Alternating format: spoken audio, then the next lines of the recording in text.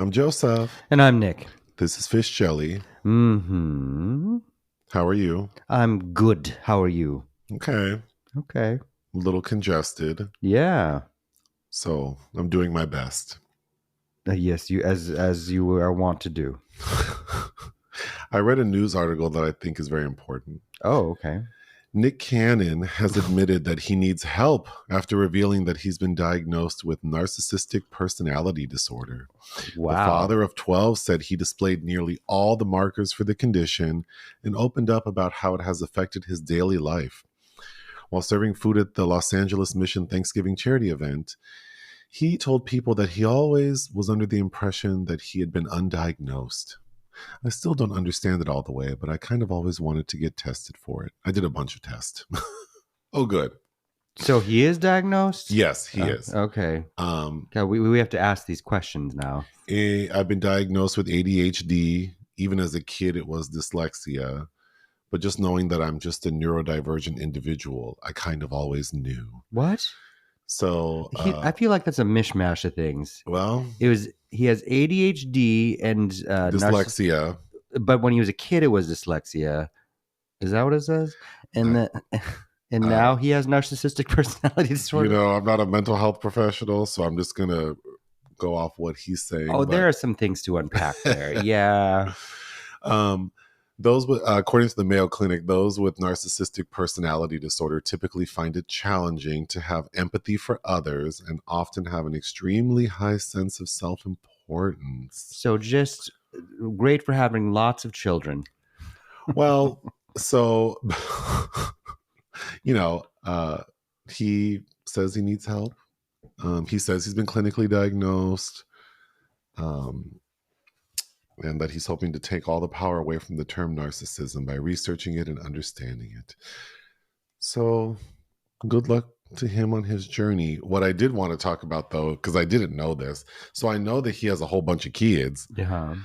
But I didn't know their names. So I looked the names up. So he has those twins with Mariah Carey. Mm-hmm. Moroccan and Monroe. Yep. Yeah. But then he also has kids with this lady, Brittany Bell. Those kids' names are Golden Saigon, Rise Messiah. Oh, no. And Powerful Queen. Then he has more children with a lady named Abby De La Rosa. They have twins named Zion Mixolydian. Okay. And then the other twin is Zillion Air. Mm-hmm. And then a daughter named Beautiful Zeppelin. Okay, so these are a lot of names that are actually words. Interesting. Yeah, interesting. Okay. So good luck to Nick Cannon on his journey. No, good luck to these children in the childhood they have to get through first, and then we'll see how they end up. Well, hopefully well. I know. I hope well, and they'll have interesting stories about them. Speaking of hoping things turned out well, so season 4 of Drag Race Down Under, the Australia's Drag Race, started a few weeks ago, mm-hmm. but we knew that RuPaul, who had hosted seasons 1 through 3, would not be back, and that this go round it would be led by Michelle Visage, his best Judy. Mm-hmm. Ru was tired of that flight. I think Ru was tired of that flight to Australia, and also the negative critiques of all 3 seasons. Mm-hmm. Because we did watch them, and I think we both agree that they were not memorable at all. They're not as bad as Canada. I really don't like Canada's Drag Race. It is. Ugh. I think the production of Canada is better, but which is strange because RuPaul, like the lighting, just everything feels so raggedy on Australia. But what makes Canada the worst is Brooklyn Heights. Well, and, all the judges. And all the judges sort of working together, it just does not work for me. All just fake. It's all fake anyway, but it's like, God, you're all just bad actors. Anyway, we've watched 3 of the 4 episodes so far. What do you think of Michelle's job? She's better than Brooklyn. She is. Although I would expect her to be. It's fine. It still feels a little bit raggedy, but it does seem like there's a little bit more camaraderie this season with the queens amongst the Australasians, and uh, there are some actual genuinely funny people. Yeah. And then we finished UK Drag Race Series 6. Ugh. This was a frustrating one. I if I never have to see Kyron Thrax again, I'll be perfectly fine with that. I really couldn't stand her. She is talented and unique, and she will tell you she's unique. I have a weird brain. Shut up. But I was disappointed with the outcome because I was really rooting for Lavoie. Same. Yeah. We know Lavoie from, well, Lavoie does all those gay cruises. So I've seen her perform In person. Yeah. in person many times, and she's fantastic. They give her the big showroom. She has a full band. I mean, she's a professional. And then we've seen her on Queen of the Universe, that singing contest. She was also on, I believe, Britain's Got Talent. That's right. So she has some notches under her belt, and I thought performed extremely well on Series 6 of UK Drag Race. She had the most badges, like the most wins, Mm-hmm. but they gave it to Kyron Thrax. Yeah. I'm not saying she's not deserving. She performed very well too. She had 3 wins under her belt. But the highlight of this is, I think, I did like some of the queens. Yeah. Mm-hmm. Like there's a queen named Relisa Slaves or Relisa Slaves. I'm not sure how she pronounces that. I think it's Release of Slaves. But they started to stop saying her surname. Yeah, RuPaul stopped saying that and then just called her Relisa Lisa. But she could be the world's best Rihanna impersonator. Mm-hmm. And at first I was concerned for her because she's beautiful. And so all these beautiful queens are always the same. Like they're afraid to get ugly and they don't have much of a personality. But Relisa surprised us. Relisa, out of all of the people, probably across several seasons of Drag Race, had some of the most profound things to say. I thought she was the most articulate when she's just speaking about her feelings, and like she sounded very mature, very thoughtful. She's beautiful. She had a great personality. She can sing. They did a musical where she played Adele. I thought her voice was beautiful. Then they had a Halloween theme song that I have on my gym mix, and her verse I thought was like something that you could hear on the actual radio. So I was pleased to meet her. There's another queen named Marmalade, who looks like if you mix maybe like Keira Knightley and you said someone I else. think Finn Wolfhard. Yes. Who is an extremely talented designer. Yeah, very. And constructed these amazing outfits. There's another queen named Lil. Lil, who is giving, like, I wish she was old enough to know Courtney Love references, because she would have done a mean Courtney. Yeah, I thought her look was really cool, and she seemed like a really cool person. But yeah, you know. It was enjoyable until the very end, and then it's like, Broom Paul is sometimes frustrating when he's gravitating towards somebody that's like, why? I don't. Well, because the frustrating part is, presumably he's not seeing the behind the scenes stuff. He's only seeing what they present on the runway. Sure. So on the runway, Kyron Thrax comes off a lot better than she does to the audience who sees her in the workroom. But yes, it's frustrating to witness.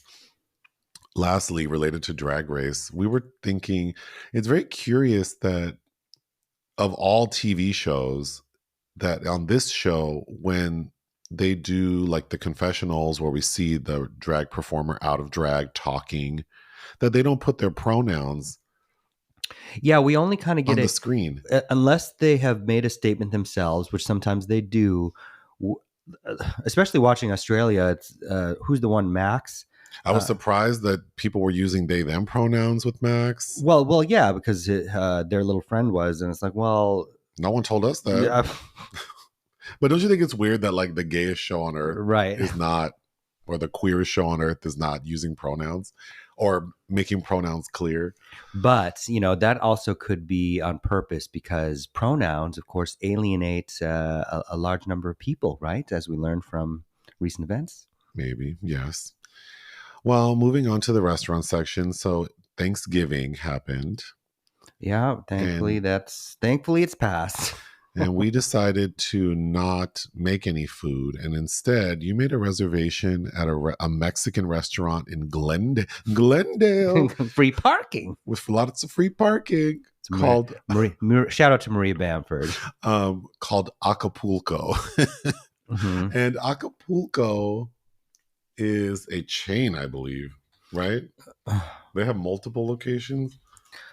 God, I keep thinking of what's that song about Acapulco Gold? That strain of weed. God, I would listen to it Oh, as a what? kid. I don't know anything I'll about look that. that up. Well, I had a lot of weed smoker friends in high school, and they would blast that. oh, they have 4 locations: Glendale, Costa Mesa, Downey, and Long Beach. How did you find this restaurant? Did you just Google Thanksgiving Mexican or? No, I was looking for restaurants that were Mexican that were open that day, Oh, sure. and I think there were only 2. Well, they had a Thanksgiving buffet. Come enjoy an all-you-can-eat Thanksgiving buffet with a turkey and ham carving station, apple jalapeno stuffing, chipotle honey sweet potato, green bean casserole, a taco station, your Mexican favorites, soups and salads, dessert bar with pumpkin pie, unlimited champagne, and more. So we went with my mother. What did you think of Thanksgiving at Acapulco, Glendale? I feel like the staff seemed a bit overwhelmed. Oh, because I didn't mention that they were doing this buffet from 11 a.m. to 8 p.m. and we showed up at 5:30. Uh-huh. So yes, they had a day of it by the Yes. time we rolled in. And I think it was unlimited champagne with it too. Yes. And did you say? And you said the price, right? Oh, no, I didn't. It was $39.95 per person. It was under 40 per person for sure. Yeah. So actually pretty good deal. And this isn't a restaurant that serves those traditional kind of Thanksgiving meals usually, but What did you think of the look of the restaurant? it's cute. It's a lot bigger than you think it is because we were kind of shunted into the front, but they have a whole back end. It is bigger than I imagined. I thought it was a little tacky, but like it needs to be remodeled. It's too bright in there. It could be remodeled, but it was still there was nothing wrong with it. And the service, despite being overwhelmed, everyone was very nice. Sure. And I was happy with that experience because it was very easy. And I think Thanksgiving is very stressful. I think that, yes, not having to worry about preparing food and just being able to go in and eat and be done with it and not have all these leftovers haunting me felt nice. What did you think of the food itself? Fine. There was one lady, she was working. She was making homemade tacos, like street tacos. The taco station, the lady was making the corn tortillas. Oh, and yeah. Those corn tortillas were delicious. If you've never tasted fresh ones, I mean, there is a difference. It does taste fresh. But yeah, she was working her ass off and she never left that station. In fact, when the carving station man walked away, she had to go over there and carve some turkey and then go back to her taco stand. But it was good. I was happy with it overall. I mean, the dessert was mid. Well, here, let's talk. So the turkey, my mom was raving about the turkey wings. She thought they were the best. I did like the turkey. This the apple jalapeno stuffing was very like mushy. Well, that was like that was like a savory oatmeal. Yeah, it was not the best. And then the mashed potatoes were very good. They tasted like fresh, those red potatoes. They were, yeah. Some of the skins were still on them and very, very good. But then the gravy, that was the oddest gravy I've ever had. It was odd, but I kind of liked it. Well, you know why? Because this is what I think it tastes like. That queso salsa, like the cheesy salsa with, or the cheese with the salsa in it, and then mix a pack of that gravy packet. That's what it tasted like. Yeah, and there's some tang, maybe even sour cream. There was some tang. There was a tanginess to it that was very strange to me. I didn't think it was gross. I actually thought that would be good. Like that gravy would have worked well on some sort of burger. Yeah, I almost got seconds for that gravy, but I'm glad I did not. What was your favorite thing? Probably the street tacos. My favorite thing, those chipotle honey sweet potatoes were like addictive. Oh yeah, you did get a few of those. Oh, they had pozole? The pozole wasn't bad. Okay, the soup in Salad Bar was at the front of the restaurant, like when you walk in. So people who have not been seated yet, people who are just waiting, are like in the middle of that part of the buffet. So clearly, this is not something they do year round. And I thought that was kind of gross. Well, yeah, then, because I like, had to struggle through them to get horchata and Jamaica, which I've never had before. the Jamaica was, so we struggled to get the free champagne, but when we did get it, clearly it was like the cheapest shit you can buy. But we were mixing the Jamaica with the champagne. It was actually quite good. Much better, like a Shirley Temple. Yeah. But what I was most disappointed with was when we first walked in, for some reason, because that's where the soup and salads were, for some reason they had pan dulce, Mexican sweetbread, which is my favorite, at the front.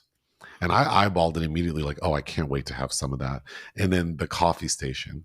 So when I was ready to go get some, they were out. The coffee was empty and the sweetbread had been taken away. I was so disappointed. Never to be. Yes, you were mourning that the next day.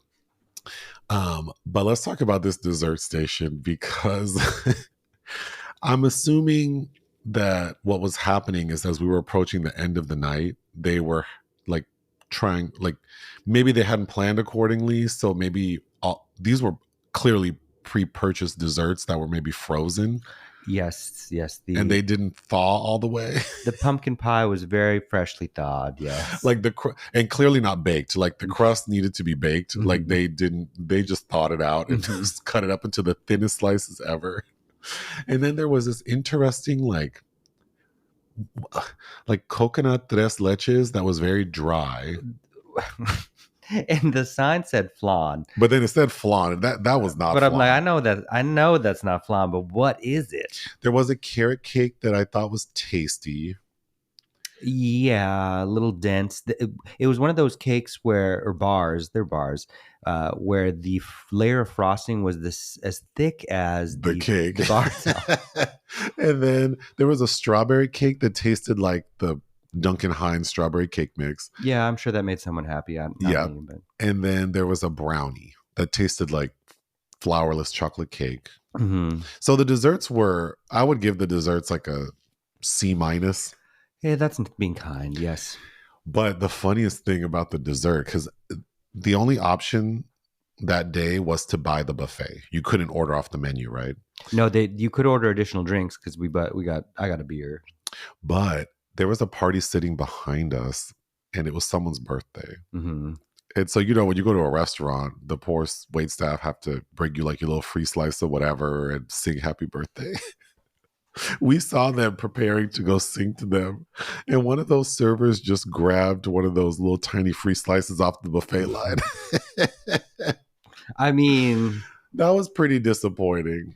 Well, I'm not big in like ceremonious stuff, and I don't like birthdays or whatever, but if my birthday fell on Thanksgiving and y'all tried to combine everything, mm-hmm. like we're eating at this restaurant for like this kind of not nice restaurant for Thanksgiving, and you make them sing me happy birthday, I would not be happy. But people do what they can. Overall, what grade would you give this experience for Thanksgiving? B. I would give it a B-. Yeah. So that means, would I go again? I think for the price. Oh, for the price and convenience, I think, again, just it's like there's the pressure to do something, and then it's like, well, I don't want to cook food, not all that food, for a limited number of people, or make somebody else do it. Right. So it's just like it was the best possible solution to an impossible scenario. Well, and if someone wants to invite us to a nice Thanksgiving next year, I would consider it. But none of this Friendsgiving, like I have to bring something. No. I mean, we've been to Friendsgivings. I have not really enjoyed those, but also these were people who I often have a problem with people who I would say you like or I like, that maybe their larger friend group I don't really connect with.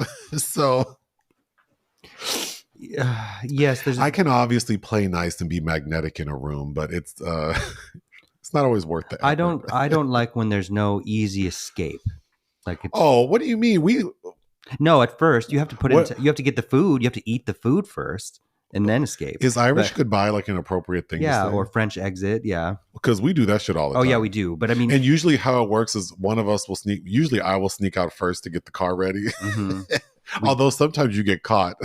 Well, because I happened to come to the rendezvous point when the host was taking out the garbage, and he's like, "Did I just see Joseph in the car?" Yeah. Uh-huh. I'll be right back. Yeah. When I'm ready to go, I'm ready to go. Yes, but by trapped I mean that you have to do some socializing in a way that there's no escape. No, I'm acting like I hate being around people. I don't. And I would, if someone was having a fun, like Thanksgiving thing that they wanted to invite us to, I would consider it. But, I need the details and the figures, and then we can.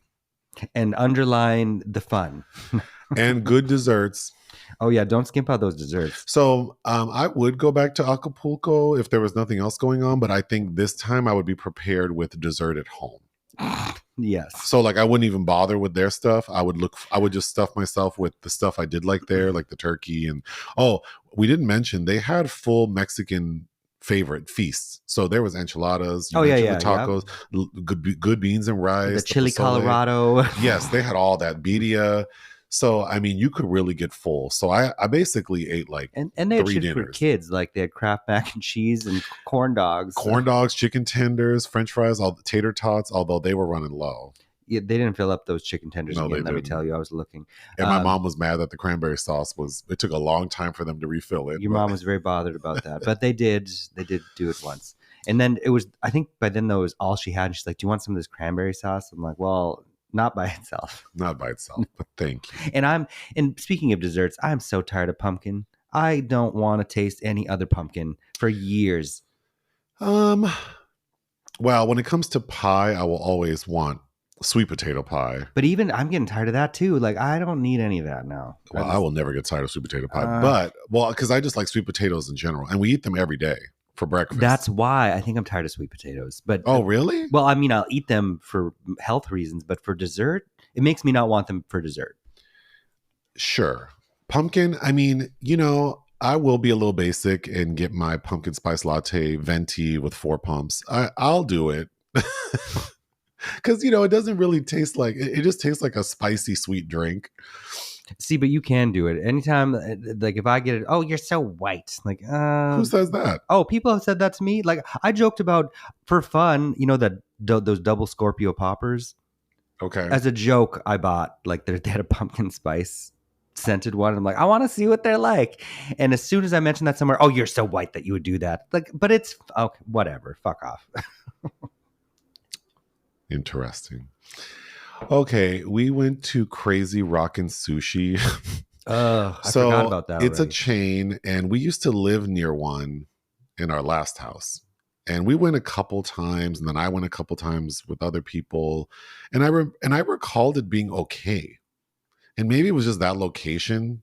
I think it was in Torrance, or I don't recall where it was, but it was nicer, and I recall the quality of stuff being better. But then there's one in West Hollywood that, I pass by every damn day, and I think we ate there once years and years ago. Not that long ago. I think we were living where we are now, and oh, really? Yeah, I don't recall going there that recently. We went to a happy hour, and I think I because I remember having to go back. Like, did I leave my phone here? And it was in your car. But oh wow, I don't remember that. We did, but I remember that meal being okay. Well, we went back last week because it was we were hungry after a screening, so it was like 8:30, and we drove by it and saw it was open, so we parked, which is easy.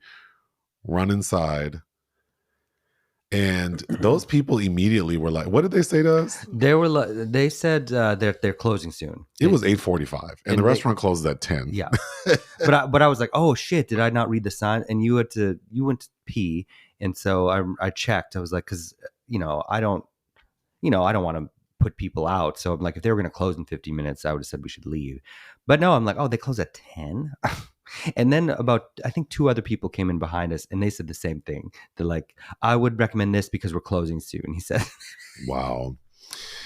Anyway, you ordered some sort of seafood, like soupy pasta bowl, Spicy seafood. and I ordered some like chicken with noodles and vegetables.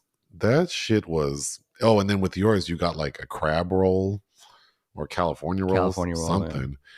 That food tasted like. It was so bland. It tasted like when you go to the grocery store in the frozen section, and not like the PF Chang's version, but like that cheap no-name brand of Chinese food that that big bag of miscellaneous frozen seafood. Yes, and they just like sautéed that.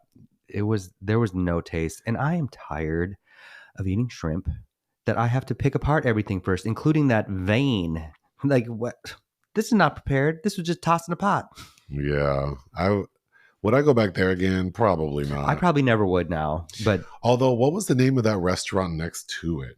That was Robbie's. Well, yes, Robbie's, because it used to be like a. It used to be because we went there once with a friend. It used to be hot and juicy crayfish or crawfish or something. That's right, and which was popular at one point because that used to be hopping in there. Well, I think the crowd that would populate that place probably. Well, I don't know. I'm assuming that the pandemic knocked it down. I think it did. Yeah. And then it's been empty for a long time. And then when we went last week, it was fully operational. And that restaurant was open and completely empty. And it's huge. It was huge. And there were people working. And it's like, God, that's got to suck. I felt bad to the point where I. Well, you know what? You should try it because it's probably not going to last. So see what they're about. Well, we should go. The pricing is like very reasonable. I haven't even bothered to look. I'm looking at it now. What kind of food did they serve? It's like upscale Americana is what it says. Well, so but basically it's like burgers, it's not really that upscale. Oh, well, it's like salad, soup, sandwiches, burgers, and then they have entrees that are like, all the meats. But these prices are not that crazy. Like, I was expecting it to be double this price because of how it looked and where it is. Yeah, well, I just. But then I'm worried that there wasn't a soul in that damn restaurant. None of that. No, I mean, I'm sure that most people that go there, because street parking does fill up, that there are only a few spots. So you would be parking where you park to go to Target and or Best Buy. There's nothing. There's no ambiance to any of that. Oh, yeah, that's a good point. And also the parking at the West Hollywood Target, it's only an hour free. Yeah, so I think that area has a lot working against it. But well, and also like that, there's a huge bus stop right in front, and then there's like a plaza where it's just a lot of transient, unhoused people just will sit. Yes, will just like transplant themselves there. Mm-hmm. So yeah, that's unfortunate, but they describe themselves as simple yet sophisticated dishes that showcase the best of modern American cuisine. Yeah, I would go. Even like the prices for alcohol look. Well, transitioning on to we're transitioning to doing Whole30. But we're saying that we're not gonna be so strict, right? Well, as in we're drinking wine. Yeah, so we probably won't have many restaurant things for the next couple weeks then. Oh. Well, because we really don't eat out when we're doing Whole30 because we can't really. I guess that just hit me. Yeah. I guess we could go and just get, they have we could get meat with vegetables and potato. Well, yeah, we're not being that strict. Yeah. We can do hot pot. Or hot pot. There's hot pot. Anyway, shout out to Whole30. Well, yes, at least through Christmas. There is something in the sorry to this man section when I was talking about the Logan Tyson fight. Yeah. Logan. See, I did it again. I said it was Logan Paul against Mike Tyson. And I was just like, yeah, that sounds right. But it's Jake Paul. Whatever. So my apologies. Films released we didn't cover. Moana 2. Yeah, that has 3 directors: David G. Derrick Jr., Jason Hands, Dana LeDoux Miller.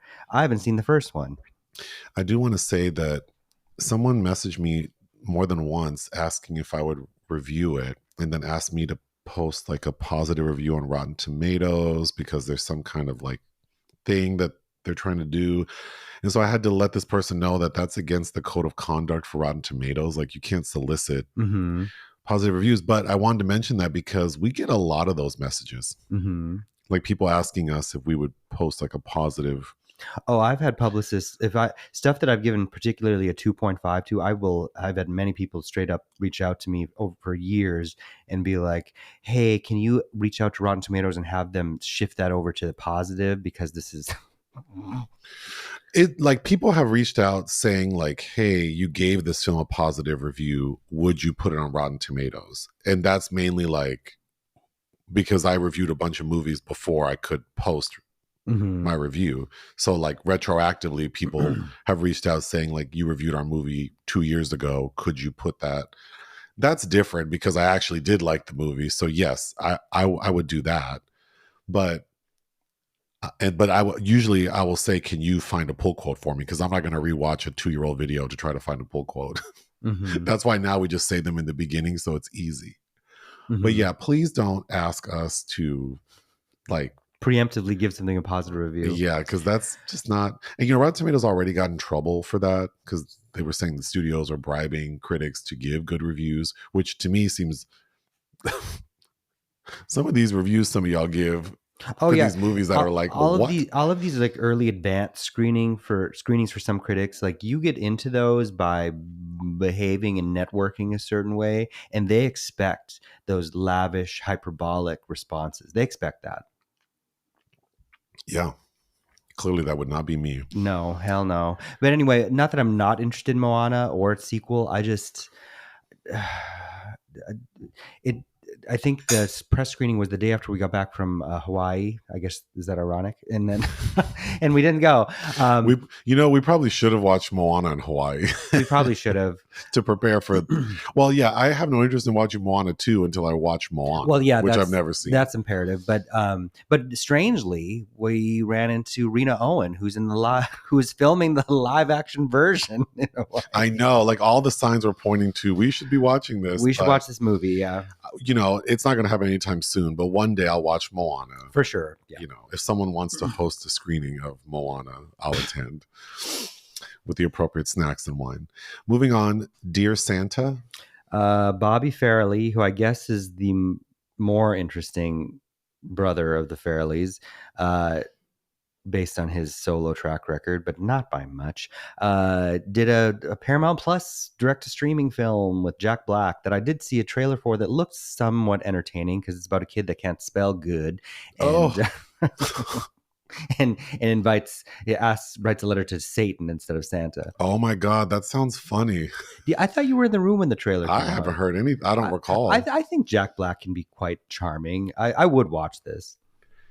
Ernest Cole, Lost and Found. I know this is a documentary that I agreed to watch. Yeah, but I thought I had convinced you that we need to watch this, and then my mental health is fragile lately. Well, if it helps you out, I think it's only in New York this Friday, and then expands to LA next Friday, so we still have time. The Seed of the Sacred Fig. This was fantastic. Mohamed Rasoulof, he won. I think the jury created like a special prize for him at this year's Cannes Film Festival, and it's set in Iran, but of course, based on how things have gone for Mr. Rasoulof there, amongst many other directors. This was a co-production amongst many countries, but I believe it's Germany's official submission for Best International Feature. But this is something that I would recommend that you actually do watch, because I think you would quite like it. It's kind Why of do you think that? Because it's very well done. So I like quality. You do, and you kind of like thrillers, and you like femme-centric narratives. So let me look this up. It's about a man that he receives a new post as a judge, and kind of tells his family, like, now that I have this position, like, y'all basically can't do shit. So he has 2 daughters and a wife, and there's something happens with a gun that he is given for his new post, and the gun suddenly disappears. And then a large portion of the film is basically him abusing his family and his house to find out where this GD gun went, because if he's lost it, that will extremely compromise his position. And then these ladies turn the tables on their father. Oh. But that is, again, I haven't watched this since May, so that is a very vague, paraphrased statement about this film. But I highly recommend it if you haven't seen this. Neon released it. We actually have the disc screener of it if you want to watch it. But yeah, I did really like it. Did you know it pays to be nice? Uh-huh. Is that an ad? Huh? Is that an ad for something? No, just a reminder. Lastly, Armand. I think I talked about this recently because I watched it, but it was released this past Friday. I'm thinking of the Birdcage. Isn't that his name? That is Armand. And I love how Christine Baranski says it. Yes. No, it's stars Renata Rensva. It played at Cannes in Un Certain Regard, I believe. It won the Camera d'Or, but Halfdan Ulmen Tondel is the director. I believe, yeah, and it's a debut because it won the Camera d'Or. And Renata is this like ex-celebrity whose child has assaulted another boy in the bathroom at school, and it's the parents meeting up with one of the school administrators to hash that out, and it's a bit intense. I don't know if you remember. Yes, I remember you talking about that. Yeah, so that, just to say that released, and I think that film is worth checking out, especially if you like Renata, who's very busy. Projects of interest: an untitled Jeff Nichols. Jeff Nichols, yes. Apparently he's adapting a pair of Cormac McCarthy novels that are, I have not read them. The Passenger and Stella Maris. Apparently they're related, but it sounds really good. Nothing else has been announced about it. Yeah, I like Jeff Nichols. We reviewed his film The Bike Riders this year, which I liked a lot more than I thought, because I think there was a stretch from Take Shelter in 2011 until Bike Riders where I was kind of unimpressed with almost everything. And yes, that includes Loving, but that's just me. And apparently there's a Romy and Michelle sequel. I think Mira Sorvino gave an update that it's almost greenlit. I think because she said that she's made her deal. Maybe her and Lisa Kudrow have. Is that like almost winning the election? No. like this is something that's coming that we can look forward to. It sounds like everybody that was in the original, and I think everybody's still alive, have all been approached. That a director hasn't been announced yet, because the director of the original, David Mirkin, who also did Heartbreakers, is he dead? Wait, the man who directed Heartbreakers directed Romy and Michelle? Yeah. Heartbreakers was his follow-up to that. Can I, while I look up what the answer to your question? No, he's not. I just looked. Oh, okay. Why did I think he was dead? Do you know I've never seen Romy and Michelle, this movie? You've never seen it? No, and I mean, this shouldn't be surprising. I haven't seen a lot of things, but I only know I had a roommate who liked this movie and put it on, and that's how I know about Post-its. That someone said their dad invented Post-its. Mm-hmm. But yeah, I've not seen this movie, and people reference it a lot. I think Mira and Lisa are very cute in it. I also really like Janine Garofalo. I like Janine Garofalo. I remember not liking Alan Cummings' bit, but I would be. Of course, I'll probably rewatch this, but yeah, I mean, I don't love it as much as Heartbreakers, but it's still fun. I think maybe it was because I didn't watch Friends, so. And you weren't familiar with the Oscar winner Mira Sorvino? Right, so I didn't know who that was. I didn't give a damn about Lisa Kudrow. But then in recent years, like within the last 5 years, was it during the pandemic that I watched The Comeback? Yeah. And I loved The Comeback. Mm-hmm. So now I have this fondness for Lisa Kudrow. So I could be persuaded to watch Romy. What is the official name of that movie? Romy and Michelle's High School Reunion. Lisa Kudrow was in some really interesting things around then too, because I also remember a great film. It's directed by Don Roos with her and Christina Ricci called Opposite of Sex, 1998. I think that I'd love to rewatch that. I haven't seen that in forever either, but yeah, I think I like Lisa Kudrow. Oh, also it's a shit film, but Marcy X, I think she's just cute in that too. Is that with Damon Wayans? Yeah, and it's dumb. It's really dumb. But I remember having to drive to Duluth, Minnesota to see it, the only theater that was playing it. Okay, on our Patreon this past week, we reviewed the films Only When I Laugh and Living in Oblivion. Mm-hmm. And I had fun with both of those. Mm-hmm. Unfortunately, there are entries in the obituary section. James Abrams died, an American film director and writer. Are you familiar with James Abrams? He wrote Airplane. Abrams? Abrams, and I believe one of the Scary Movies. Oh, that Acapulco Gold song I was talking about is by the Rainy Days. But I think that Cheech and Chong might have done a parody of it because, anyway, sorry. Oh. Good, do continue. And Marshall Brickman, a screenwriter and director, died. And I looked him up because he's best known for sharing the Academy Award for Best Original Screenplay for Annie Hall, With Woody which Allen. is the screen debut Of Sigourney Weaver. Yes. She's at the very end for about 6 seconds. So this is a tragic loss. Did you know that she was offered a bigger part in that? I believe the Shelley Duvall part she was offered. Oh, I didn't even know she was in that movie. Okay. I've seen Annie Hall only to see Sigourney at the very end. Right. And I recall thinking, when is she going to pop on the screen? But it's you made me sit through that movie. I like that film. Well, actually, is Diane Keaton in it? Yeah, she won Best Actress. Okay, so I do remember this movie. Yeah, and it won Best Picture. It's enjoyable. Yeah, I like Annie Hall. But I think she had been committed to a off-Broadway production already and that she was not about to back out of. So, lastly, Niels Arestrup, a French actor, film director, and screenwriter, died. Is he? I was in my head. I thought he was Belgian, but yes, he has quite. Oh no, he's French. God, I always thought he was Belgian. Anyway, his father was Danish and his mother was Breton. Okay, maybe it's. But he was born in France. Mm-hmm. Okay, he was in so much stuff. Like I feel like I've reviewed so many films that he was in, but yeah. What was he, 74? But he was very menacing when he wanted to be. Like I don't know, but he worked quite a bit with Jacques Audiard. I remember reviewing a film he was in. Where he plays a terrible father called "You Will Be My Son." He's in Spielberg's War Horse. You've seen this man's face. Well, goodbye to these people. All right. Did you say Sylvia Pinal? No. Okay, well, that's a big deal. Okay, go ahead. Well, you didn't send me those names. I had to conjure up these names. Well, okay. You send me 0 deaths, and now you have extra deaths. I had to conjure up these names. Sylvia Pinal was in a couple of excellent Louis Buñuel films, including playing the lead in Viridiana, that should be a secret film because I think that you would actually quite like that Buñuel film. Well, that's on you. Well, sure.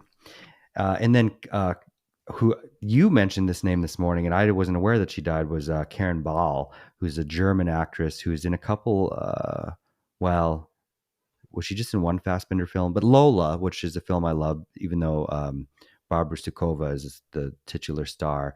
But I've seen a couple things with her, but she's gone now. Are you done with the deaths? I think so, sure. Okay. The secret film this week was my choice, and I chose the 2012 Christmas comedy film Christmas in Compton, starring Keith David, Omar Gooding, Shirley Ralph. Good old Shirley Ralph is in it. It's directed by someone named David Rayner. Raynor. R-A-Y-N-R. Are you familiar with David Rayner? I am not familiar with Mr. Raynor's work, although he did play a character in Colors, which is a film I've seen with Sean Penn, Robert Duvall, and with that famous song by Ice-T. He hasn't directed much since. He directed Martin Lawrence's live stand-up special, Run Tell That. And Doing Time. And then his more recent one, Doing Time. But after Christmas in Compton, he didn't direct another film. And that's probably best because this shit was terrible. Yeah, I'm not mad that he has declined to, or hasn't been off. I don't know. I don't know that Christmas in Compton is a good calling card, okay? Okay. Why did I choose this movie? Last year, we did, I think we did a live every week of December. Yeah. And one of the lives was, I think the theme was like Black Christmas, maybe. Mm-hmm. And I think this was part of the poll. no, it wasn't part of the poll. Oh, because we couldn't back then. It wasn't streaming anywhere. That's right. So we were brainstorming options, and this popped up as like, oh, like a Christmas movie with a predominantly black cast. Okay, but then we couldn't find it anywhere streaming, so we couldn't make it a poll selection. And I forgot what one that. Oh, wasn't it with it was Cecily? That, yes, it was that Scrooge movie. Miss Scrooge. Ms. Scrooge with Cecily and the lady from Who's the Boss. Oh, Jude? No, not Jude. Mona. Catherine. Yeah, what's Mona. her name? So I've had Christmas in Compton on my mind for a year, and then randomly a few days ago I mentioned it, or for some reason I mentioned it, and then I looked it up, and it was streaming. And you're like, yes, like it's on Amazon Prime. So the choice was obvious, and here we are today to talk about it. Ooh. What is Christmas in Compton about? Big Earl, the owner of a Christmas tree lot in Compton, runs into some trouble when his son Derek crosses the line to prove to his father that he is a success. Just really quickly before we get into it, what are your overall thoughts about Christmas in Compton? Oh my God. Are you glad you watched it? Well, okay.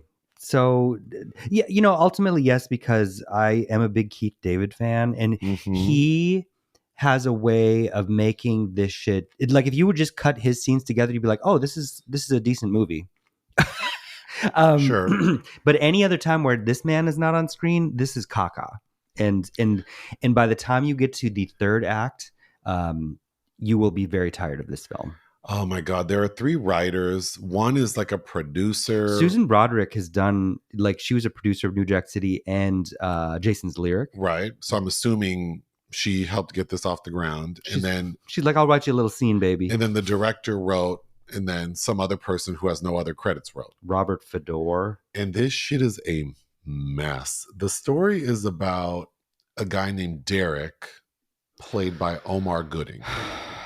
Omar Gooding. And Omar Gooding lives in Compton, California with his father, Keith David, Big Earl.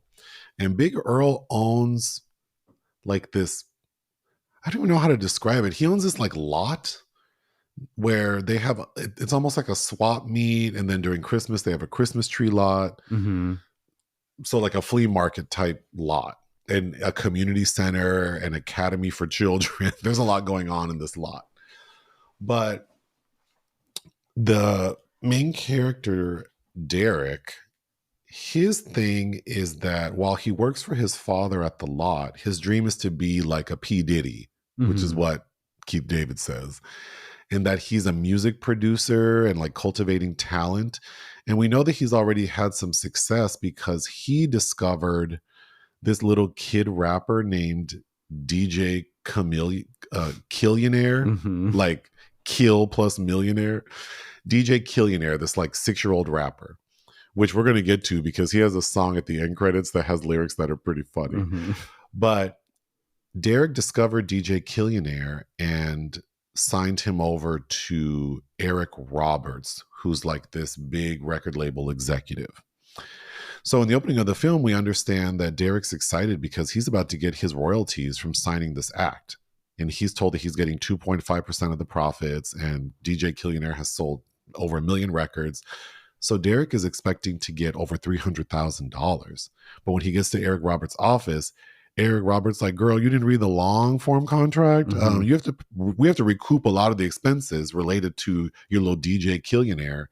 So you're not. He's like, you didn't see the small print at the bottom, LFCTF, and then at long form copy to follow or something. And then and then Eric Roberts takes the original short contract Omar had and puts it in the paper shredder. Yeah, he's like, I hope that wasn't the original. But Eric Roberts is good at playing.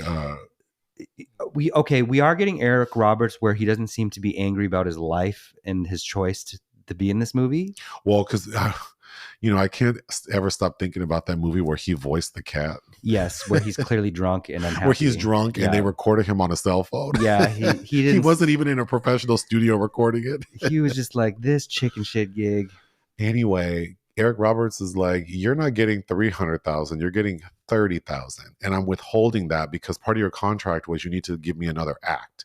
So we find out that Derek has been doing like artist development on this trio of women, a group called Sugar Stuff. Sugar Stuff. Well, it's not, I shouldn't say sugar, it's Sugar Stuff, right? No, there's no R on that. Oh, so it is sugar. It's sugar. Yeah. Man, this whack ass girl group. Which is, I mean, it's worse than Sister and Her Sisters, okay? Yeah. And so Derek says, okay, well, I have Sugar Stuff. But, you know, these bedraggled the way you rip me off with DJ Killionaire, I don't trust you. And he's like, well, I don't care what you think because I'm going to get these girls. And the girls want to sign with Eric Roberts because, of course, they're excited. He's a big deal. They want to go with him. Mm-hmm. But they have like, okay, the time frame of this story is mind-boggling. This story takes place from December 18th to December 24th of the same year. So within 6 days, all of this happens. So on December 18th, that's when Eric Roberts says, well, I'm going to sign Sugar Stuff. And Derek pleads with Sugar Stuff, like, I've been working with y'all for years, developing your sound, making these records, getting your costumes. Like, please give me a chance to get you a better deal with someone who isn't a crook. And these girls are like, okay, well, you have 3 days or something. Okay.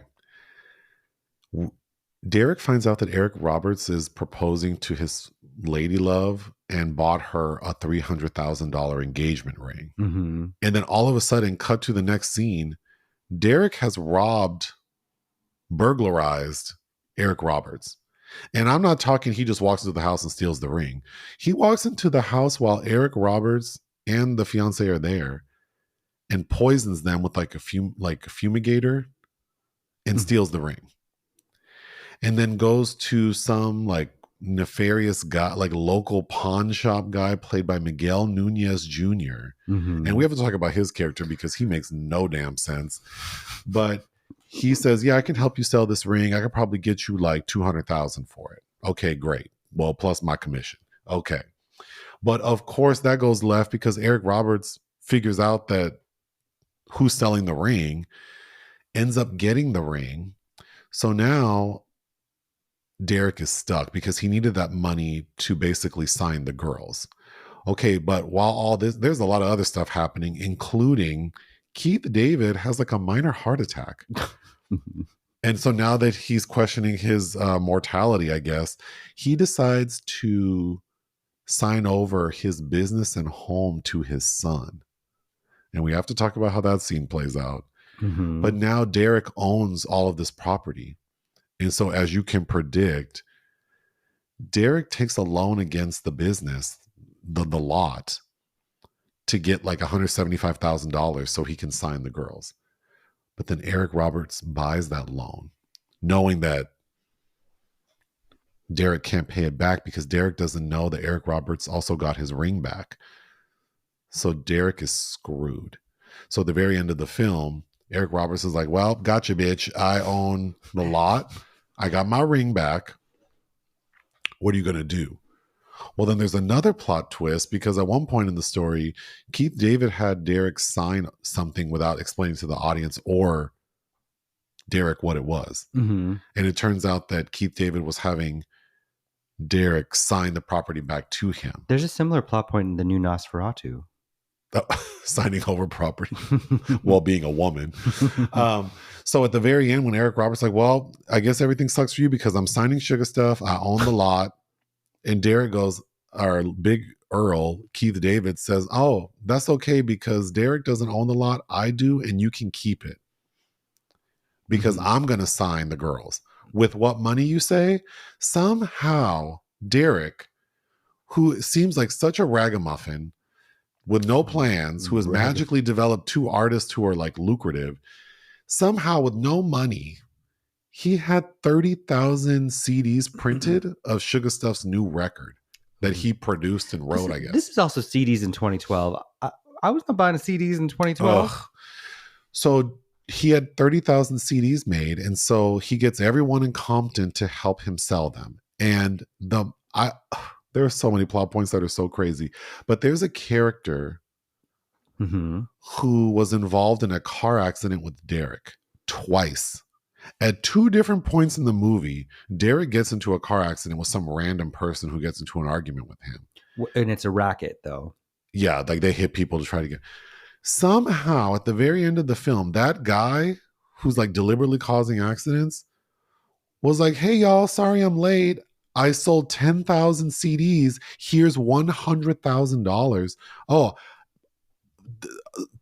like I bought several thousand of them for myself. Makes no sense. But why?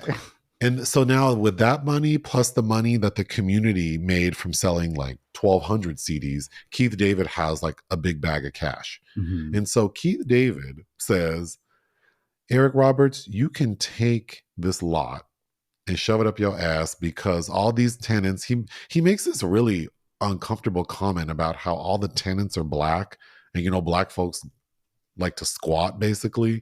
He's like, good luck getting them to move. He's like, good luck getting them to move and paying you rent. God. And he said, but it's okay because with this money, I'm going to buy a lot up the street, rebuild Big Earl's lot because the community is going to come together, even though you just said that all these people are going to squat and not pay rent. And then I'm going to sign Sugar Stuff. Meanwhile, these three ladies are in the background, not advocating for themselves in any way. They're just letting all these men. Right. They're just like, well, it's very Britney Spears. So that's the end. I guess the community is like happy that they're able to sign Sugar Stuff. There's going to be a new lot. And I guess Christmas is saved. This movie, to call it Christmas in Compton makes no sense because the story is not about Christmas. It's about this dumb man trying to sign, like trying to be a big time record producer. Yes, Christmas just happens to be in the background, going on in the background. And what I just described, that final scene with the bag of money and buying the new lot, that's on December 24th. So all of this is in 6 days. Okay. Again, 2012, not that long ago, 14 years ago, but still how paperwork was filed. Well, one of Derek's stupid friends, who looks like he wouldn't be able to successfully purchase a stamp, is the one in charge of handling this paperwork. And he just brings it in, has Keith David sign it. I don't see a notary anywhere. Nope. And then Keith David's like, well, can you get this processed today? And he says, yeah, for $50, I'll give you 30. Okay. And he's off and running. Like, yeah, there's no, during the Christmas week, this dummy somehow transferred ownership of all this property. And that in turn, Derek was able to have the proper documentation to then sell it for money. No. Come on. No. Come on. No. Not how things work. But again, I don't think the film is really caring about those kind of details. But then if it's not, like what is it that we're supposed to be really gravitating towards here? Because if it's about Compton as a community coming together, I also don't think it works. There's no sense of, like, if you don't know anything about Compton, you would leave this movie not getting an impression of Compton as a city, as a community, as its own sub. Like, I grew up in Southern California, and Compton has its own subculture, as does, I grew up in South Central Los Angeles and has its own subculture. Inglewood, like, you wouldn't get a sense of what Compton is. Not at all. You also don't get a sense of the Christmas spirit. No, or what, Christmas in this climate is like. Okay, there is so much to talk about. That, like you said, I mean, there's just no care taken in this script, no care for any sort of details, no care to make anything make sense. There are so many characters. There's so many characters. Oh my God. We didn't even talk about two main ones, but we'll get to them. I'm just going to start going through my notes. Let's do it. The film starts December 18th. And then we see Keith David tell Derek, Omar Gooding, you need to go up to the mountains to go get the trees that we're going to sell. So he rides up there with his friend in this like early 80s Chevy pickup truck and picks up the trees and comes back to the lot in Compton. But the way it's played out is like, this is the first batch of inventory that we're selling for the Christmas season.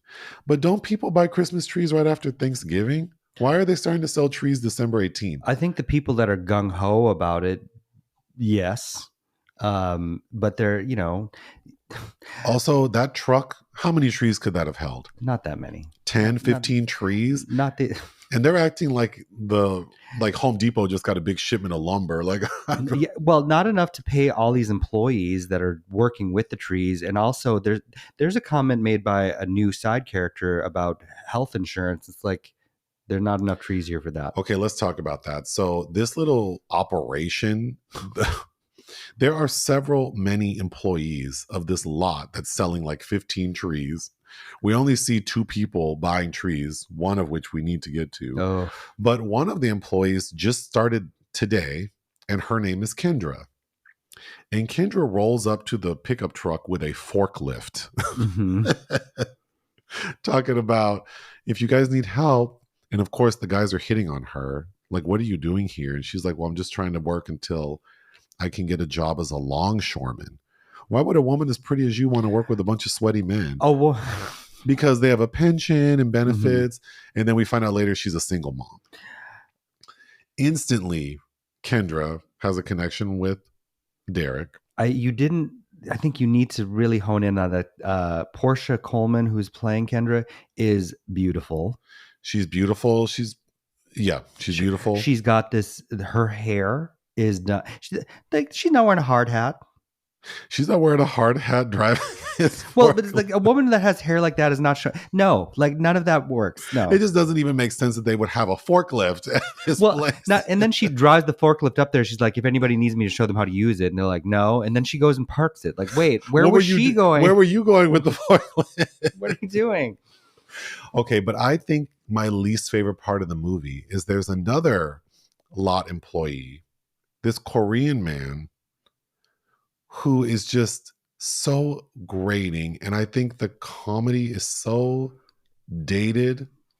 It's at least, it feels like 15 years too dated. But Charles Kim, because he deserves some dragging, who was born in Koreatown. So I haven't bothered to look up other audio clips of him, but I don't think that that's his real speaking voice. I think that he's putting on. Hey, if he, you know what? Speaking of Drag Race Down Under, there's a queen on there who's Filipino, mm-hmm. who for Snatch Game decided to play Rasputia.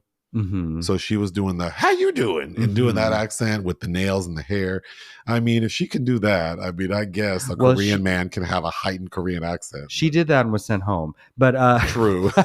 So I wish that somebody was somehow able to send this actor home, because every scene of his is, again, I think you said it best afterwards, like, you can't really ruin a movie like this, so you can't say he's ruinous, but it certainly makes this more unpleasant than it already is. Oh, 100%.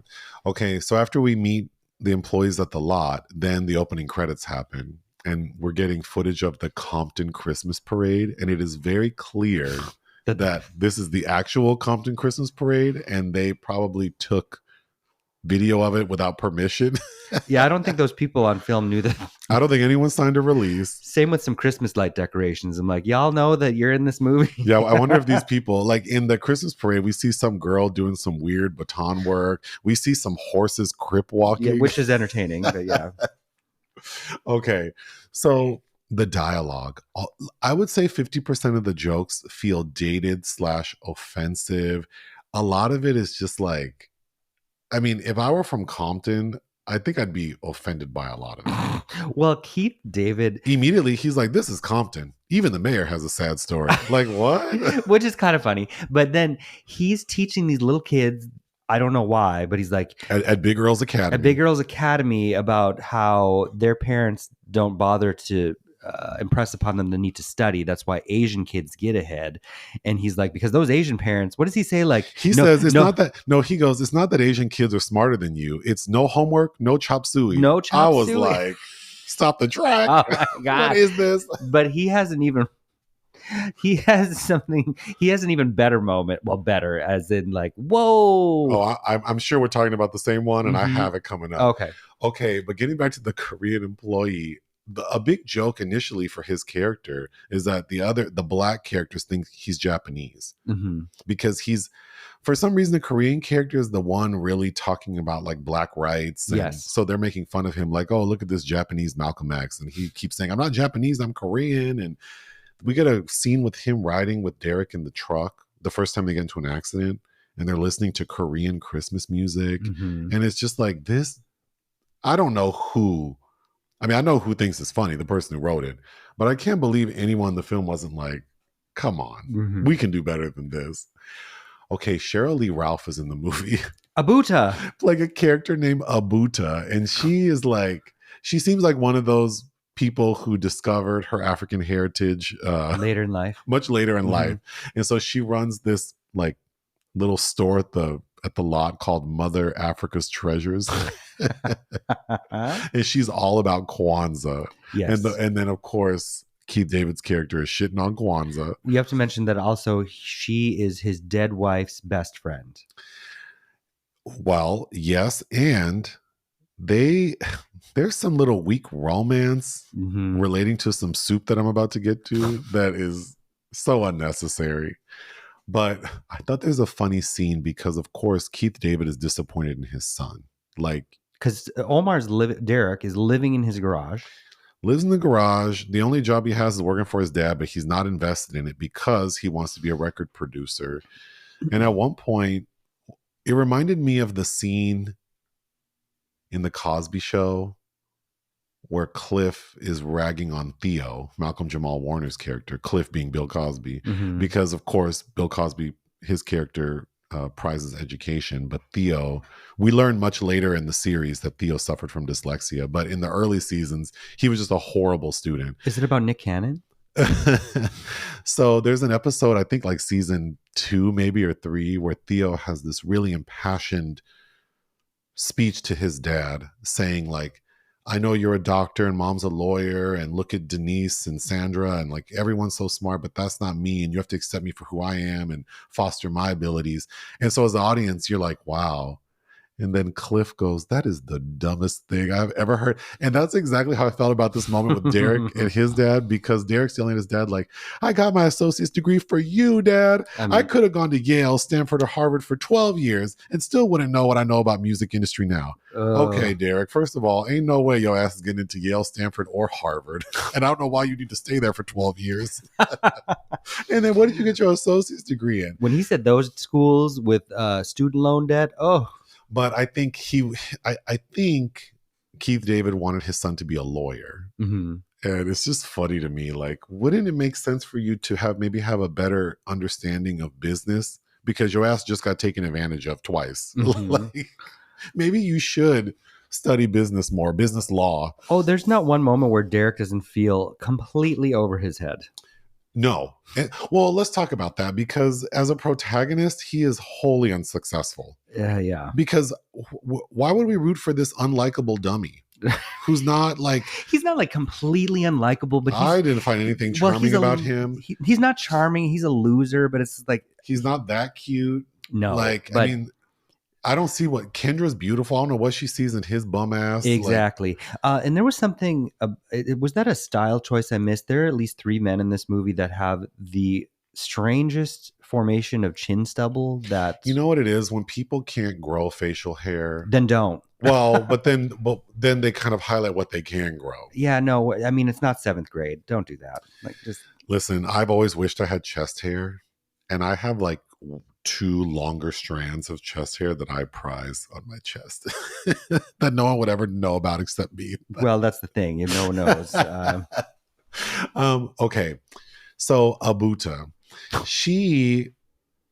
what Abuta? What about what Abuta?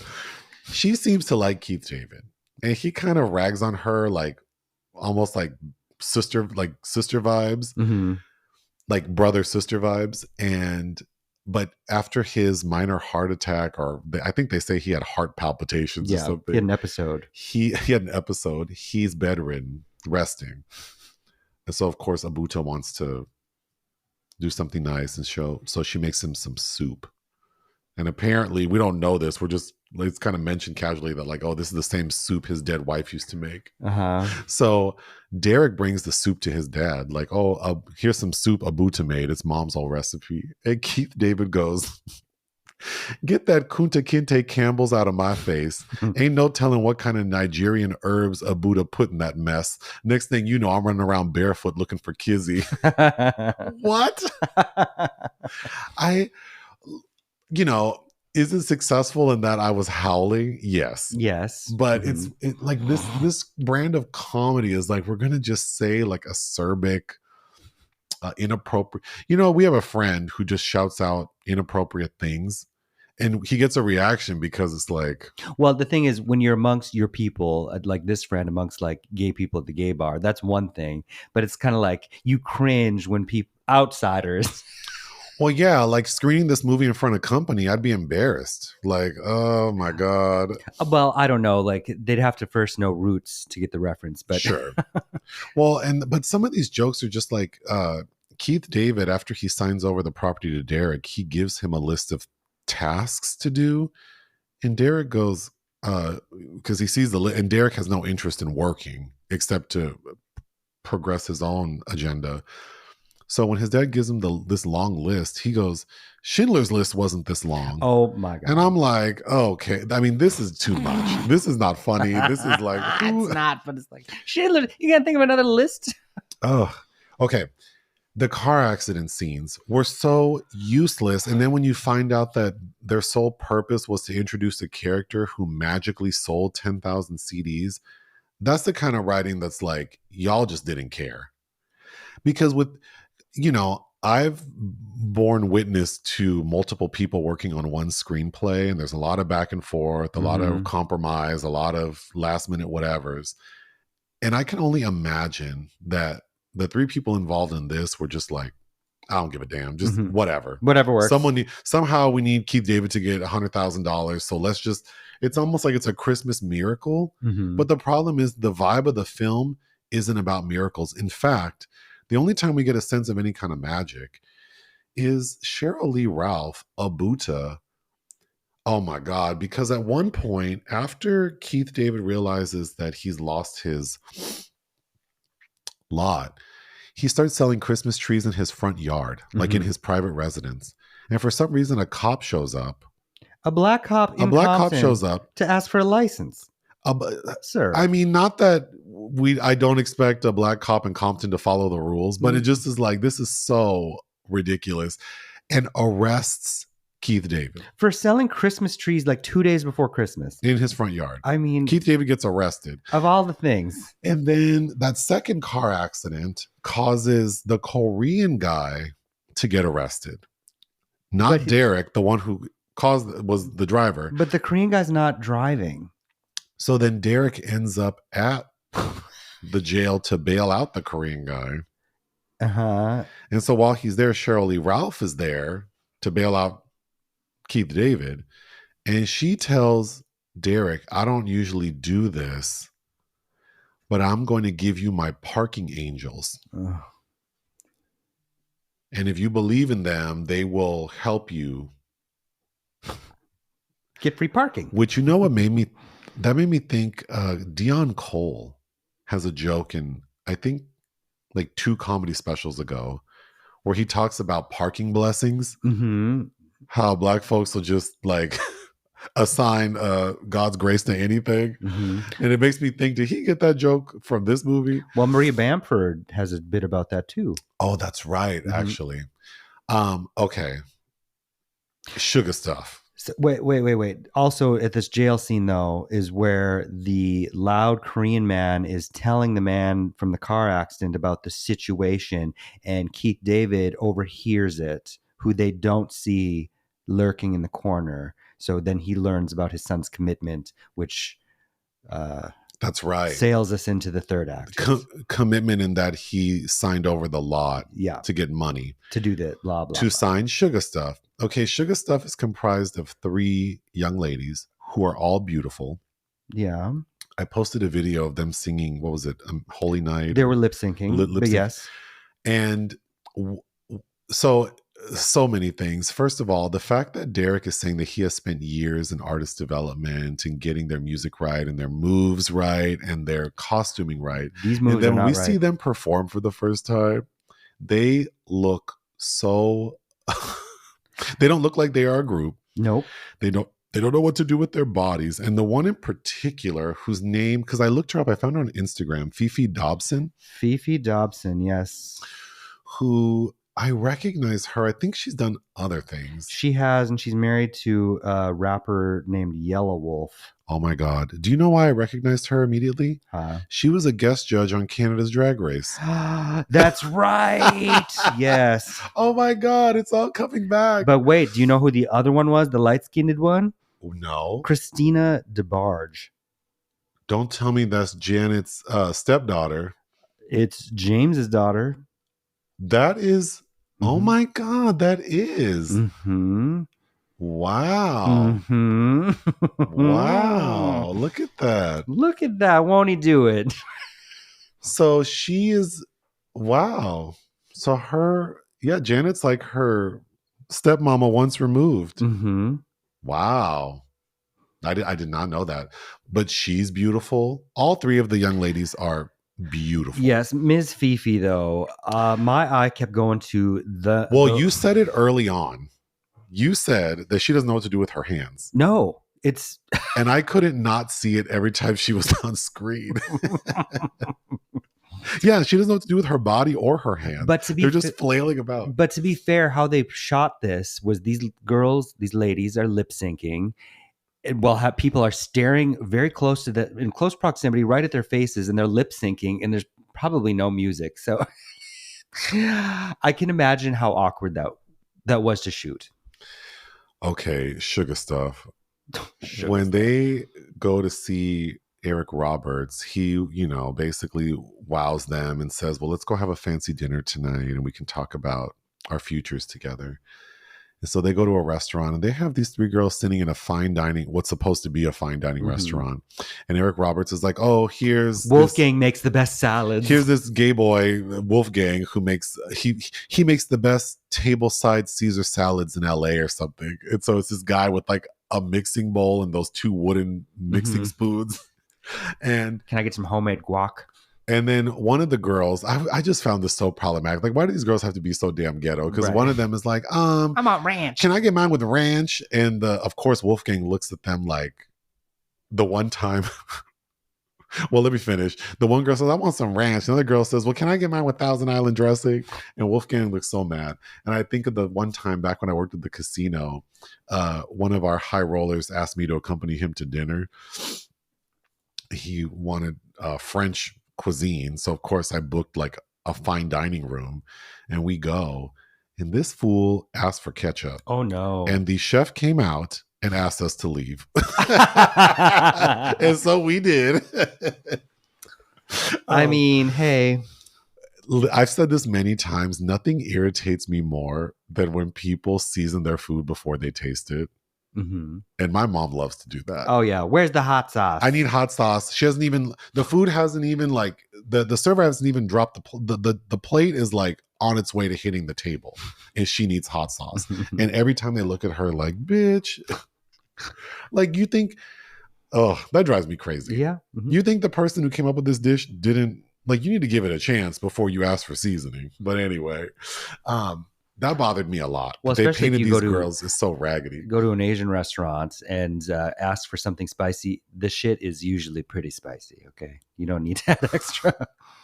Okay, so when at one point early on in the film, we're walking through the lot and we see that there is a business called Hood Rat Exterminators. Oh my God.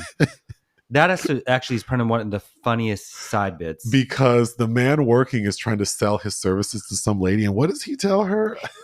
He tells her that we can take them and relocate them to the neighborhood of their choice. Because he goes, we offer a more humane, like green option that's like chloroform based. So it's not bad for the environment, but it doesn't fully kill the rats. It just like knocks them out so that you can relocate them to a neighborhood of your choice. That was very funny to me. See, those kind of jokes were the kind of jokes I was hoping for. Mm-hmm. But then it's immediately after that scene that we see an exterminator walk into Eric Roberts' house, and it's Derek.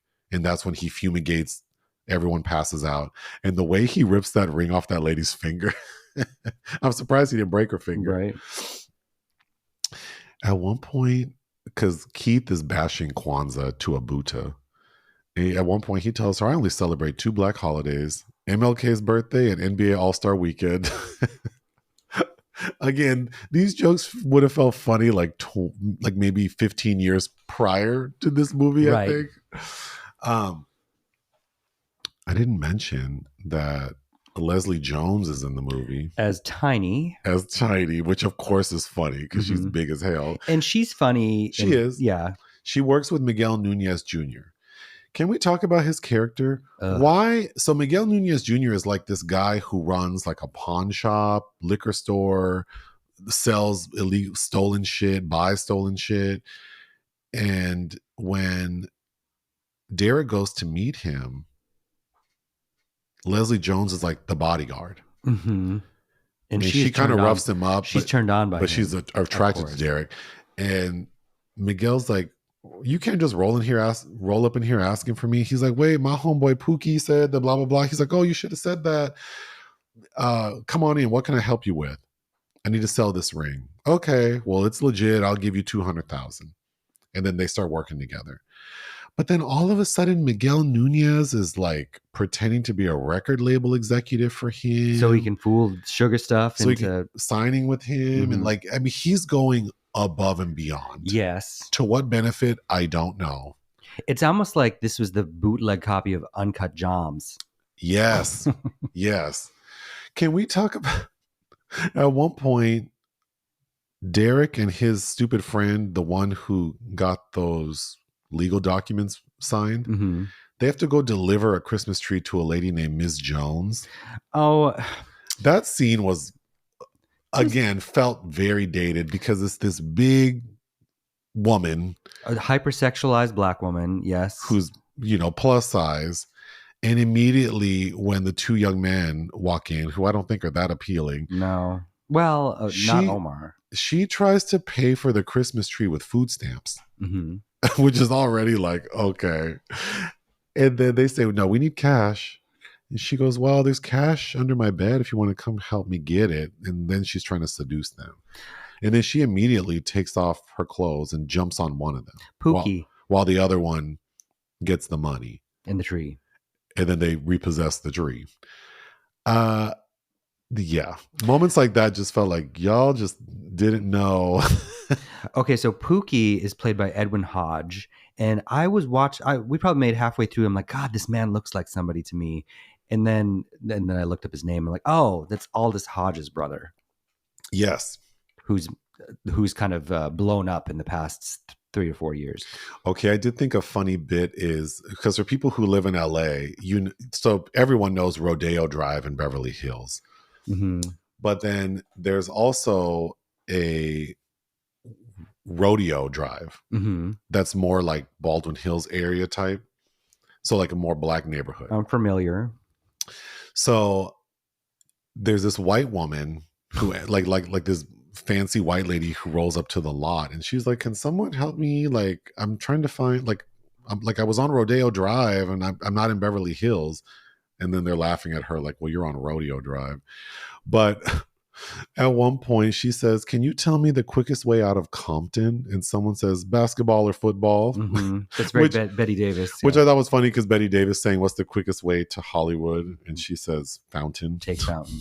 But I thought this was a funny gag because at the end of the film, when they're all celebrating for Christmas, she's still there. That white lady didn't leave. Like she was never able to escape Compton. But it's like, okay, if she's a white lady that doesn't have GPS in 2012, do you want to keep her? Right. Okay. Kendra, don't know why she's interested in Derek. She's like a smart, beautiful woman who has like career goals. Like she wants to be a longshoreman. They have good salaries, good pensions. Like she has a plan. Don't know why you want to be with his ass. But I have to say, and I feel bad talking about kids, but her daughter, who's probably like 6 or 7, Sierra, the way they have that little girl styled, she looks like she works at the DMV. Her hair, her outfits, and then the way she talks. Because when she first meets Derek, she's saying like, well, my mama doesn't want a man who's going to sit around the house and play Xbox and not participate. But it's just too much. And then at one point, the little girl's wearing this matronly dress. And you know how sometimes kids have big bellies? Yeah. But then because the way the girl is styled, it looks like she's pregnant. Oh, I just really did not like that character. She is the child. She is the kind of child that is exhibiting behavior that says to me she has seen things that she shouldn't have. It's very Christina Crawford in Mommy Dearest making highballs for mommy's guests. Yes. Yes. Oh gosh. So Eric Roberts has this tall Italian bodyguard who looks like Lurch, Mm-hmm. and he ends up. The reason they get the ring back is because they're pretending to buy it, so they end up going to Miguel Nunez's place to buy it, and they try at first like to hold him up at gunpoint, but then Miguel calls his people, and they come out, and Leslie Jones has a missile, like a bazooka. Mm-hmm. And she tells the Italian bodyguard, "Ciao, Bella." Okay, there's an ice skating scene with Derek and Kendra where they're fake ice skating, which reminded me of that one clip that went viral of that Chad Michael Murray Lifetime movie, Which I had been unaware of. which you had never seen. I showed it to you, and it's so funny because it's clearly people standing on like in their shoes, just pretending to ice skate. That's embarrassing. Why do we do this to people? Okay, I think my favorite scene, besides the Kunta Kinte Campbell's, is towards. So now, after everything's happened to like Derek realizes the error of his ways and how he jeopardized his family's business, there's a softer side of Sears. So he's working at the lot, and this crackhead family shows up. Oh my God. It is. It's like this man and the wife is a full-on crackhead, and they have 8 kids pile out of this car. Yeah. And they're very concerned about getting a Christmas tree. And it's like December 23rd. Uh-huh. And he's telling them, "Well, find a Christmas tree, kids." And the dad and the mom are like just sharing too much. And the kids pick a tree, and it's like 7 feet tall. And Derek says, "Well, it's $10 per foot, so that'll be $70. And they're like, "Oh, ooh, we don't have that money. Maybe we should just get one of those poinsettias over there." And then Derek says, "Well, in the spirit of Christmas, we have a coupon. It's $10 off for every kid." And then that crackhead mom busts out her calculator, starts doing calculations, and she goes, "That means you owe us $10." That was unbelievable. That was really bad. And also that woman is acting like somebody needs to pull her aside and ask if she's safe. Because yeah, it was a bit much. Like, you don't have, because she makes some comment about how his swimmers are strong. And it's like, that entire scene is, you don't have to have more kids, right? Okay. There's a point also, it's right after this, where there's a scene where Derek, like the spirit of Derek's dead mother, calls out to him. That was really awkward because we never really go back, except he calls a meeting to say that he like Ace of Base, he saw the sign. I don't know. We also find, so Power 106 is, well, I don't know about now, but back when I was younger, and I'm assuming when this movie came out, was a very popular radio station in LA. And so we see that Power 106 is playing Sugar Stuff's record, and their original music is garbage, mama. Oh yeah. And it's not even like urban pop. It sounds like, I don't know. It sounds like something Britney would not have done. Or like the most whack Cheetah Girls track that they wouldn't even record. It's still worse than that. But it's terrible. What's worse is watching these women have to lip sync to it though. Okay. So again, the end of the movie with that guy, the Rosecrans guy selling all those CDs, 10,000 CDs, and saying that he bought thousands for himself. That just there's no way to make it make sense. Nope, it's just dumb. Unless it wouldn't even make sense if you told me he owned a record store and bought some to sell. I mean, it just doesn't make sense. But the final thing I wanted to say, I have 2 last things. The end credits, DJ Killionaire, the little kid, he has a song. That's actually the best part of the movie is because the part of the lyrics are, "Santa better put the presents under the tree before I call the NAACP." Santa better put the presents under the tree before I call the NAACP. And then the chorus is, "Santa better do me right." Well, because the song starts out with like Santa's ignored him for 10 years and keeps giving him the same bike. It was funny. Okay. Yesterday on our Instagram, I posted a picture of someone saying, "Does anyone know who this is?" And I got several messages. People did know who it was, and I'm so glad. That man who I showed you, Mm-hmm. that's Stoney Jackson. Oh shit! Okay. Who I know very well from 227, but also from CB4. He's part of the group. Wow, they don't even have him. He's not even he's an extra. He's an Yeah. extra in in the party At the lot very scene. end. Yeah, at the very end. So I wonder if maybe he was a producer or he's maybe he lives in Compton and I think he lives over there because but he's not listed in any way. I'm so glad that I saw him, and I'm so glad that people were able to verify who it is. But you're also forgetting about two other larger cameos. Oh gosh, who? Orlando Brown is Tyrone. You know what? He had nothing to do. Except do like a Bruce Lee. He literally is doing a Bruce Lee impersonation, which is really uncomfortable because we know that he's had a lot of legal issues that are like really unnerving, and also clearly has like if they're not undiagnosed mental health issues, they're certainly not being treated like. But both Orlando Brown and Omar Gooding started out as child actors and kind of major stuff. Yeah, because Gooding started out in Ghost Dad and Orlando Brown was in Major Pain. What's the other big cameo I forgot about? Melanie Camacho. Oh, and I like she doesn't have any. Melanie Camacho is the queen of Hawthorne. Yeah. She owns a lot of rental property in Hawthorne. She does. That's right. I forgot about that. We used to own a home in Hawthorne. That's why I know that. Her character's name is Juanita. But Melanie Camacho, I really like her as a comedian. And she's funny in this one because she's also playing like she's trying to get a tree. She's trying to get a free tree. She's trying to get a free tree. And Keith David's basically like, Christ, like I'm going to turn around and just take it before don't let me see you. He's like, I'm going to turn my back and why don't you just steal one? She's like, bless you. Oh, she's a highlight for me always. So it's funny, like all of this talent in here, and it's still well. What would you give Christmas in Compton? I've seen worse Christmas movies. Maybe one of them is starred Lindsay Lohan, but I would give it a 1. I'm only giving it. This movie's terrible, but there's so much talent and there are funny moments. I just can't get beyond how stupid the story is, and it's just one of those things where it's like one of the writers had to be more competent. And so someone needs to swallow their pride and say, why doesn't the more competent person take the lead? Right. This just feels like everyone thought they had something funny, and then the connective tissue is not there for that reason. And also the fact that it's just kind of embarrassing how bad it is. I would give it 1 out of 5.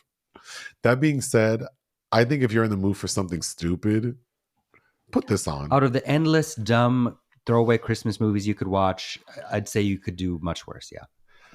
Okay, there is a lot happening next week, I think. We have some videos dropping for Werewolves, that new Frank Grillo movie, and also Night Bitch with Amy Adams. I liked Night Bitch a lot. I think there's a lot more because there's a lot more. There's a lot of stuff coming out next week that we've already done. I think The Order. The Order? With Jude Law comes out next week. Well, we already have a review for that up. Right. Oh, okay. So, yep, The Order, and then we're seeing The End. Yes, which I'm kind of excited for because Tilda's in it. Oh, no, we have a screener for that. We do. Oh, so we can watch that today. And then I know you sent me a couple of other things. God, what is the other big? Well, the girl with the needle. The girl with the needle. I think you'll like. Y2K. Y2K is coming out this week. I don't know if we're fitting that in. We have to watch a new Tyler Perry film. Well, Netflix is releasing that in theaters, so we'll probably do that when it comes on Netflix. Oh, I see. Because I didn't get anything about press screenings for this. Okay. And then Hard Truths. Hard Truth is pretty good. So that's a lot, but we've also been talking for a long time. Is there anything else you'd like? Are you reading anything? I'm still reading Claudius the God, because the sequel to I, Claudius, because there's just been no time. I'm about to finish writing a new article for Spin, and and then the newest print issue of Spin comes out on December 17th. Mm-hmm. So, and I'm in that, and that was just a brief article on the best underrated films of 2024. Yes, and I had written twice the amount, and they cut it from 10 to 5. So, but you're in there, and I'll post about it closer to when it gets published. Yes, but and today I have to get through the Bob Dylan movie that you are not seeing with me. I don't know why you're watching it. I see everything, and plus it's probably going to be a contender, and I have to be able to say if it's not worth it, right? Anything else? No. Ta-ta.